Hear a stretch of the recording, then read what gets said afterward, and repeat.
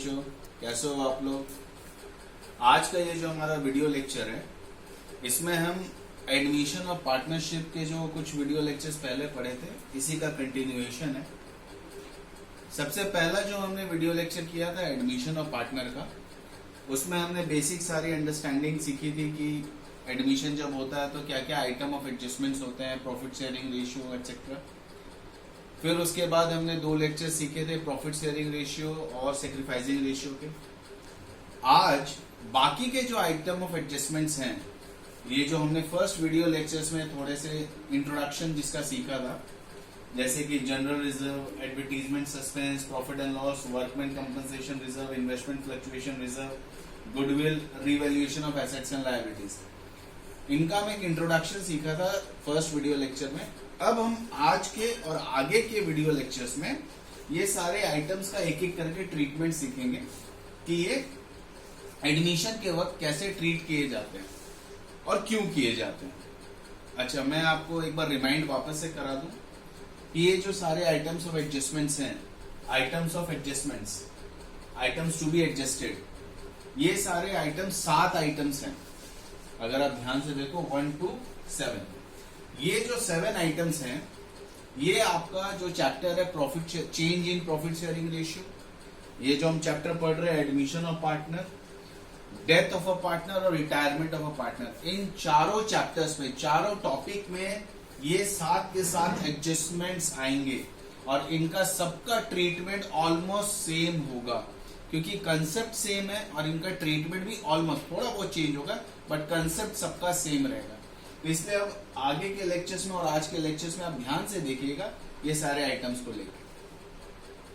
I will advise you कि admission का first video lecture एक बार आप लोग वापस से देख ले तो आपको सारा रिकैप हो जाए, बट फिर भी मैं आपको सब वहां मैंने सारे आइटम्स का एक ब्रीफ एनालिसिस दिया था। अब हम क्या करेंगे, एक एक आइटम लेंगे और उसको हम डिटेल में समझेंगे और उसका ट्रीटमेंट समझेंगे। तो आज के वीडियो लेक्चर में सबसे पहले जो हम आइटम लेंगे वो है general reserve.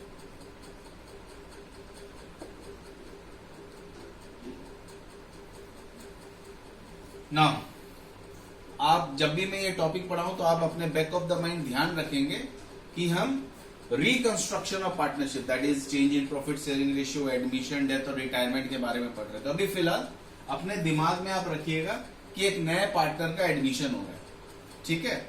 In that case general reserve का क्या ट्रीटमेंट होगा, हमें ये समझना है।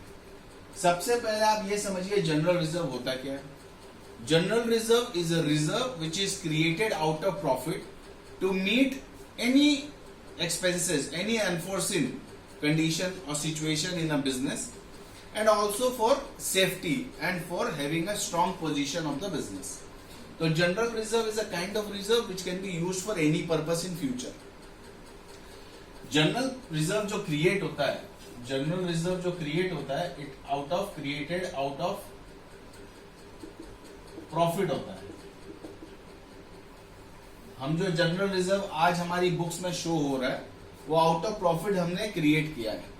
जैसे फॉर एग्जांपल आपका जो जनरल रिजर्व आपकी बुक में शो हो रहा है, सपोज एग्जांपल 20,000 रुपीज है। ये हो रहा है आपका 31 मार्च 2019 को। 31 मार्च 2019 को ए और बी की बुक में, ए और बी 2 पार्टनर हैं, उनकी बुक में उनका रेशियो है से फॉर एग्जांपल 3:2। ए और बी की बुक में जो 2 पार्टनर है 31 मार्च 2019 को जनरल रिजर्व कितना अमाउंट शो कर रहा है, 20,000। अब ये जो जनरल रिजर्व 20,000 का ये कहां से आया होगा ए और बी की बुक में? इन्होंने पिछले सालों में या इस करंट ईयर में भी, या तो इसी साल या इससे पिछले साल, मतलब थोड़ा थोड़ा करके या लमसम में ये 20,000 रुपीज जो उन्होंने प्रॉफिट कमाया, नेट प्रॉफिट या जो भी आप प्रॉफिट, फाइनल प्रॉफिट होता है उसको हम नेट प्रॉफिट ही बोलते हैं, ये नेट प्रॉफिट में से कुछ अमाउंट जनरल रिजर्व में ट्रांसफर किया था, जो कि अभी हमारे पास 20,000 रुपीज का है। अब आप चीज को समझिए, जो नेट प्रॉफिट होता है फाइनली किसको जाता है? पार्टनर को जाता है, जिसको हम डिविजिबल प्रॉफिट बोलते हैं। अगर ये जनरल रिजर्व में थोड़ा पार्ट हम डाल देते हैं नेट प्रॉफिट का, और ये फिर जनरल रिजर्व कहाँ रहता है? बिजनेस में रहता है। इसका मतलब क्या है?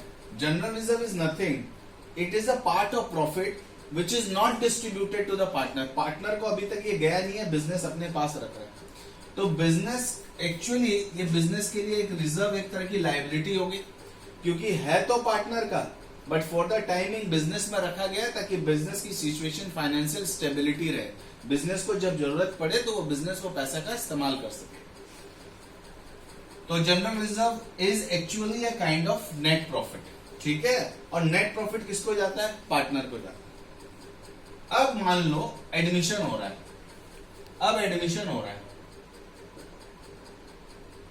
अब एक नया पार्टनर आ रहा है सी। अब 1/4/2019 से, मतलब 31 मार्च 2019 तक की हमारी बुक थी। अब 1/4/2019 से अब 3 पार्टनर हो जाएंगे, ए बी सी। उनका शेयर हो जाएगा मान लो 1:1:1। अगर एडमिशन के वक्त ये जनरल रिजर्व जो हमारे पास 20,000 का था, इसको हम कुछ ना करते, इसको एज इट इज छोड़ देते, तो क्या होगा? 1/4/2019 के बाद ये जो जनरल रिजर्व है 20,000 का, अब ये जब भी डिस्ट्रीब्यूट होगा तो किनके बीच में होगा? ए बी सी तीनों के बीच में होगा, क्योंकि अब नया पार्टनर सी भी आ गया है पार्टनरशिप फर्म में। इसीलिए अब जो भी बिजनेस का प्रॉफिट एंड लॉस है, अब ये तीनों के बीच में शेयर होगा। तो ये जो प्रॉफिट है 20,000 का, अगर हम इसको कुछ ना करते और 1/4/2019 के बाद भी इसको डिस्ट्रीब्यूट करेंगे, तो इसको सी को भी इसका शेयर मिलेगा। And which is wrong. C को शेयर क्यों मिलेगा? क्योंकि ये जो प्रॉफिट है, ये जो जनरल रिजर्व है, ये जो क्रिएट हुआ है, ये पहले के प्रॉफिट में से हुआ है। 31 मार्च 2019 तक जो प्रॉफिट हुआ उसमें से क्रिएट हुआ है, और ये प्रॉफिट इन दोनों ने मिलकर कमाया है, ए और बी ने। तो इसमें सी का तो कोई राइट है ही नहीं। इसीलिए बेटा कि इस तरह की कोई गलतियां ना हो, इस तरह का कोई ट्रीटमेंट ना हो, और आगे जाके पार्टनर्स के बीच में कोई मतभेद ना हो, झगड़ा ना हो, कोई फाइट ना हो, तो हम अकाउंटेंट क्या करते हैं, इस तरह से अकाउंटिंग ट्रीटमेंट करते हैं कि जिसको जिसका जितना शेयर है, ही और शी विल गेट हीज और हर शेयर। किसी को ना 1 रुपये ज्यादा मिले, किसी को ना 1 रुपये कम मिले। तो हमारा पर्पस क्या है कि ये जो 31 मार्च 2019 तक जो भी प्रॉफिट एंड लॉस है, वो जो ओल्ड पार्टनर्स हैं, ओल्ड पार्टनर्स, वो उन्होंने कमाया है, उन्होंने बनाया है, तो they should share this profit और लॉस जो भी है। नए पार्टनर को उसमें से 1 रुपया भी नहीं मिलेगा। तो इसके लिए एक्चुअली आपके बोर्ड्स में 2 ट्रीटमेंट है, बट फिलहाल हम एक ही ट्रीटमेंट सीखते हुए जाएंगे। जब एक ट्रीटमेंट सबका सीख लेंगे तब हम दूसरा ट्रीटमेंट सीखेंगे, which I feel is much easier to understand. तो पहला ट्रीटमेंट क्या है, हम पहला दूसरा अभी बोलेंगे नहीं, मैं ट्रीटमेंट बोल के जाऊंगा। जब मैं दूसरा ट्रीटमेंट, जब ये सारी ट्रीटमेंट खत्म हो जाएगा तब सिखाऊंगा, तब आपको बताऊंगा। आई फील कि ये ज्यादा इजियर होता है समझना। सो हम इसका क्या ट्रीटमेंट करेंगे, हम ये इंश्योर करेंगे ये 20,000 रुपीज सी को ना जाए। तो हम सिंपली क्या करेंगे, सी के आने से पहले, दैट इज 31 मार्च 2019 को, ये जो 20,000 रुपीज है, ए और बी को उनके ओल्ड रेशियो में दे देंगे। क्योंकि ये जो प्रॉफिट शेयरिंग रेशियो, जो ओल्ड रेशियो है, इसी रेशियो में इन्होंने जनरल रिजर्व क्रिएट किया है। तो सी के आने से पहले 31 मार्च 19 को ही ये जो जनरल रिजर्व है हमारी बुक में 20,000 का, ये दोनों पार्टनर को इनके ओल्ड रेशियो में डिस्ट्रीब्यूट कर देंगे। क्लियर। अब उसके बाद क्या होगा, जब ये डिस्ट्रीब्यूट हो जाएगा, ए और बी के अकाउंट में चला जाएगा। अब ये बुक से फिर हट जाएगा, अब कोई प्रॉब्लम नहीं होगी। अब जो नया रिजर्व होगा वो तीनों ए बी सी क्रिएट करेंगे और तीनों आपस में डिस्ट्रीब्यूट करेंगे। तो किसी को भी अननेसेसरी प्रॉफिट नहीं होगा और अननेसेसरी लॉस नहीं होगा, जिसको जितना शेयर है मिल जाए। अब क्वेश्चन है कि जनरल रिजर्व को डिस्ट्रीब्यूट करने की एंट्री क्या होती है। It is very simple. General reserve जैसे मैंने बोला is a kind of profit, और आपको याद हो फर्स्ट चैप्टर में पार्टनरशिप का हमने देखा था प्रॉफिट पार्टनर्स कैपिटल में क्रेडिट होता है। आप ये ध्यान से सुन लो, प्रॉफिट जो होता है वो पार्टनर्स को रिवॉर्ड दिया जाता है, तो उसके अकाउंट में क्रेडिट होगा, और अगर लॉस होगा तो पार्टनर पेनलाइज्ड होंगे, उनके अकाउंट में डेबिट होगा। तो profit is credited to partners capital, loss is debited to partners capital. तो general reserve as it is a kind of profit, it will be credited to partners capital. तो क्या entry होगी, general reserve account debit to A's capital to B's capital. और हमेशा याद रखना ये जो डिस्ट्रीब्यूट होगा ओल्ड रेशियो में होगा, क्योंकि प्रॉफिट से जनरल रिजर्व ओल्ड रेशियो में क्रिएट हुआ है, तो डिस्ट्रीब्यूट भी ओल्ड रेशियो में होगा। यहां न्यू रेशियो और सैक्रिफाइसिंग रेशियो का कोई यूज नहीं होगा। नरेशन क्या होगा? Being general reserve distributed in old ratio that is 3:2। ना 3:2 में ये 20,000 हमें डिस्ट्रीब्यूट करना है, तो 20 डिवाइडेड बाय 5 4 3 12 4 2 8। ये डिस्ट्रीब्यूशन आप सबको आता ही है, तो इसका कैलकुलेशन मैं आपको बार बार नहीं बताऊंगा, आप ये देखिए। तो एकदम सिंपल कंसेप्ट था बेटा कि general reserve was created out of old profits which belongs to old partner, hence we should ensure that new partner doesn't get anything from this reserve. Therefore, before the admission of new partner, we will distribute the general reserve or any kind of reserve or profit or loss, जो हम आगे देखेंगे। अभी फिलहाल general reserve की बात हो रही है तो उसी को समझेंगे। We will distribute the general reserve to old partner in their old ratio. General reserve is a profit, hence profit is always credited to partners. तो general reserve account debit to A's capital to B's capital being general reserve distributed in old ratio 3:2। 20,000 को 3/5, 20,000 को 2/5। ये आपका general reserve का treatment. अब आगे के जो दो ट्रीटमेंट है एडवर्टीजमेंट और profit, just like general reserve ही है, नाम अलग अलग है बट ट्रीटमेंट जनरल रिजर्व जैसा ही है। आपको अगर याद होगा मैंने जब फर्स्ट लेक्चर लिया था एडमिशन का तो उसमें बताया था कि एडवर्टीजमेंट सस्पेंस को भी मैंने जनरल रिजर्व जैसे ट्रीट कर दिया था, बोला था आप लोगों को, बट ये भी बताया था कि वो एक फिक्टिशियस एक डेफर्ड रेवेन्यू एक्सपेंडिचर है, बट उसका ट्रीटमेंट रिजर्व जैसा ही होगा, इसलिए मैंने बार बार उसको रिजर्व की कैटेगरी में रखा था। आज मैं आपको इसको डिटेल में बताऊंगा एडवर्टीजमेंट सस्पेंस होता क्या है, इसका ट्रीटमेंट तो वैसा ही होगा जैसा कि आपका प्रॉफिट और लॉस का होता है। तो अब हम नेक्स्ट आइटम सीखते हैं एडवर्टीजमेंट सस्पेंस। नाउ बेटा आज की जो दूसरी टॉपिक हमें समझनी है वो है एडवर्टीजमेंट सस्पेंस। आप लोग सब जानते ही हो advertisement suspense is a kind of deferred revenue expenditure. ये आप लोग सबने पहले पढ़ा होगा, डेफर्ड रेवेन्यू एक्सपेंडिचर। ना डेफर्ड रेवेन्यू एक्सपेंडिचर का मतलब क्या होता है? डेफर्ड मतलब होता है डिलेड, जिसका बेनिफिट डिले हो जाए। दैट मीन्स हमने खर्चा मतलब क्या होता है? जिसको हमने आज पेमेंट, जिसको हमने आज इनकर किया और उसका बेनिफिट हमें सेम ईयर मिल जाता है। बट डेफर्ड रेवेन्यू एक्सपेंडिचर में क्या होता है? हमने खर्चा कर तो दिया, हमने इनकर तो कर दिया एक्सपेंस, बट उसका बेनिफिट हमें 1 साल से ज्यादा तक मिलता रहता है, लेकिन हमें एग्जैक्टली पता नहीं होता है कि इसका बेनिफिट किस साल में कितना मिलेगा। तो ये प्योर एजम्पशन बेसिस पे हम क्या करते हैं, इसको नेक्स्ट 5 ईयर 3 ईयर 4 ईयर इस तरह से धीरे धीरे राइट ऑफ करते हैं, विच इज प्योर एजम्पशन। तो बेसिकली डेफर्ड रेवेन्यू एक्सपेंडिचर को अगर हम डिफाइन करें तो कैसे डिफाइन करेंगे? Deferred revenue expenditure is a kind of expenditure which is incurred in a year but which is written off in successive years, say for example 3 years 4 year 5 years.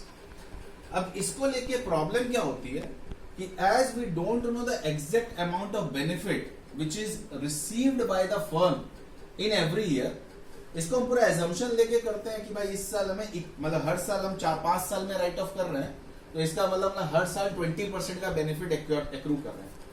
100 divided by 5 तो 20% का benefit accrue कर रहे हैं, which is practically not possible कि हर साल एक ही तरह का बेनिफिट मिले। तो ये देखते हुए बहुत ज्यादा पार्टनर्स के बीच में डिबेट्स होती है, न्यू पार्टनर और ओल्ड पार्टनर के बीच में। तो जनरली क्या होता है, जो नॉर्मल प्रैक्टिस है कि ये एडवर्टीजमेंट सस्पेंस को पार्टनर्स, जो ओल्ड पार्टनर्स हैं, वो राइट ऑफ कर देते हैं, जिस तरह से जनरल रिजर्व को राइट ऑफ किया। जनरल रिजर्व का क्या कंसेप्ट था राइट ऑफ करने का? क्योंकि वो प्रॉफिट में से दिया गया था, बिलोंग करता था ओल्ड पार्टनर को, नया पार्टनर को उसका शेयर ना मिले, इसलिए इसने ओल्ड पार्टनर ने आपस के अपने दोनों पार्टनर के ओल्ड रेशियो में डिस्ट्रीब्यूट कर दिया। सेम लॉजिक आपका एडवर्टीजमेंट सस्पेंस का है। एडवर्टीजमेंट सस्पेंस इनकर हो चुका है, खर्चा हो चुका है, बट उसका जो राइटिंग ऑफ है अभी तक पूरी तरह से राइट ऑफ नहीं हुआ, धीरे धीरे राइट ऑफ हो रहा है।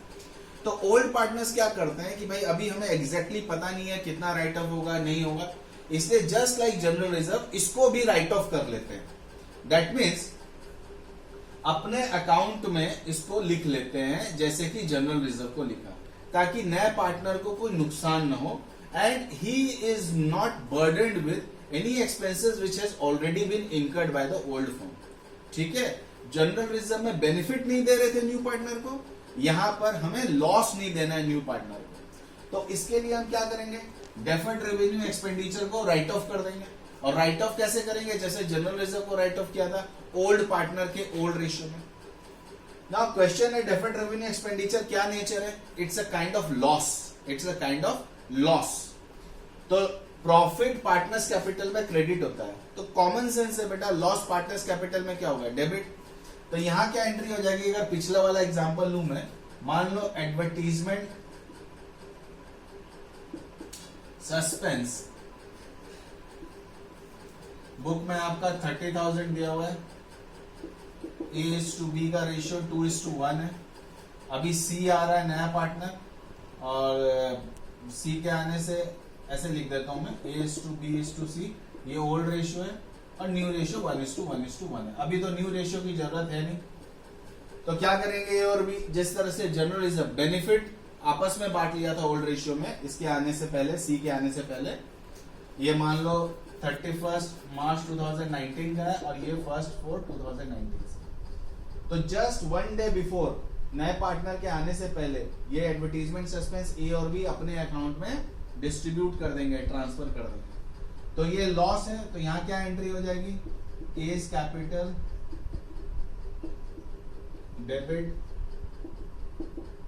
बीज capital debit to advertisement suspense account. कितना था, 30,000, रेशियो क्या है 2:1, that is divided by 3, 20,000 and 10,000।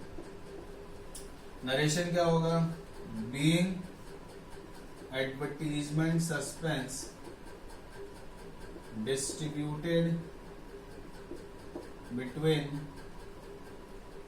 A and B in their old ratio, that is 2:1।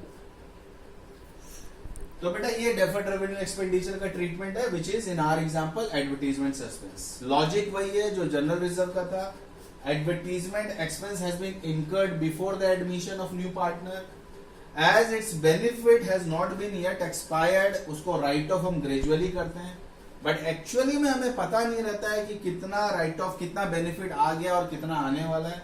तो इस तरह की चीजें पार्टनर्स के बीच में बहुत ज्यादा हैसल क्रिएट करती है, प्रॉब्लम क्रिएट करती है।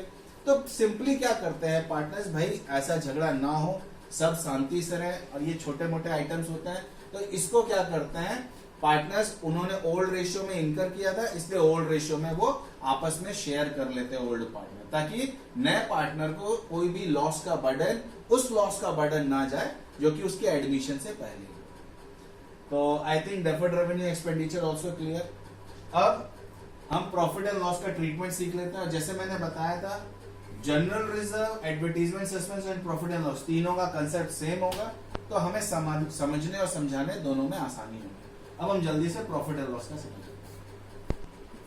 ना बेटा प्रॉफिट एंड लॉस हम समझ लेते हैं। प्रॉफिट एंड लॉस बेसिकली होता क्या है, प्रॉफिट एंड लॉस का फिगर आपके बैलेंस शीट में अगर दिया हो at the time of admission, जो ए और बी की बैलेंस शीट है, मतलब एडमिशन से पहले की जो बैलेंस शीट है उसमें प्रॉफिट एंड लॉस का फिगर दिया होता है। इसका ये क्या सिग्निफाई करता है कि जो नेट प्रॉफिट है, प्रॉफिट एंड लॉस मतलब नेट प्रॉफिट, तो जो नेट प्रॉफिट है, और डिविजिबल प्रॉफिट हम बोलेंगे, बेटर रहेगा, पार्टनरशिप में हम डिविजिबल प्रॉफिट बोलेंगे।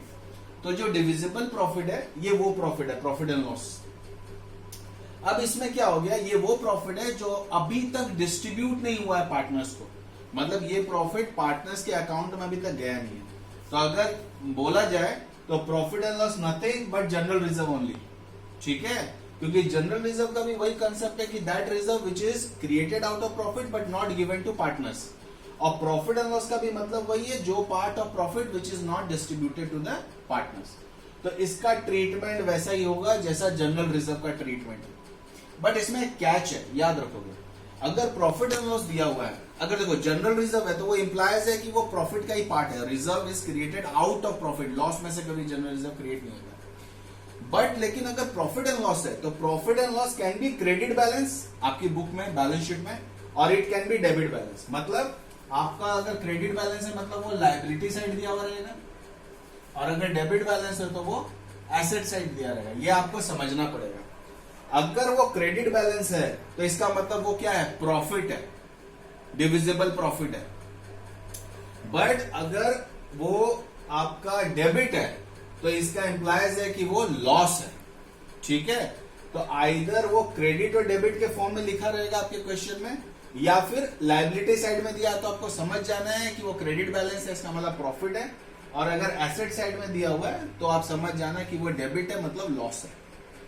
तो अगर प्रॉफिट एंड लॉस का क्रेडिट बैलेंस दिया हुआ है या लायबिलिटी साइड में दिया हुआ है तो उसको प्रॉफिट को कैसे डिस्ट्रीब्यूट करेंगे, अभी सीखा था हमने, पार्टनर्स कैपिटल अकाउंट में क्रेडिट हो जाएगा। तो हम क्या लिखेंगे, profit and loss account debit to A's capital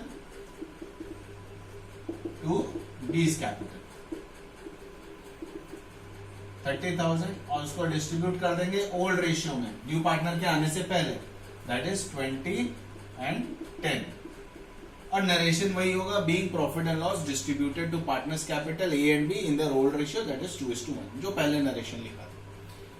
now as it is debit balance और it is given on the asset side, that implies loss. तो लॉस पार्टनर्स कैपिटल में क्या होता है, डेबिट होता है, तो क्या हो जाएगा, A's capital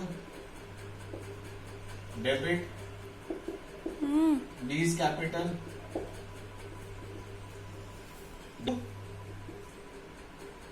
profit and loss account, और हम इसको फिर डिस्ट्रीब्यूट कर देंगे जो भी हमारा प्रॉफिट। अब ये अमाउंट बस हम लिख देंगे 20,000, 10,000 और ये 30,000। फिर नरेशन आ जाएगा हमारा कि being profit and loss distributed to partners capital in the old ratio, that is 2:1। बस अब याद रखना, अगर क्रेडिट बैलेंस दिया हुआ है या लायबिलिटी साइड में तो प्रॉफिट है, और अगर डेबिट बैलेंस है या एसेट साइड में तो वो लॉस है। सर अगर कुछ भी नहीं है, क्वेश्चन में सिर्फ प्रॉफिट एंड लॉस लिख दिया, क्रेडिट बैलेंस ये सब कुछ नहीं लिखा है, it is always implies profit, it always implies profit.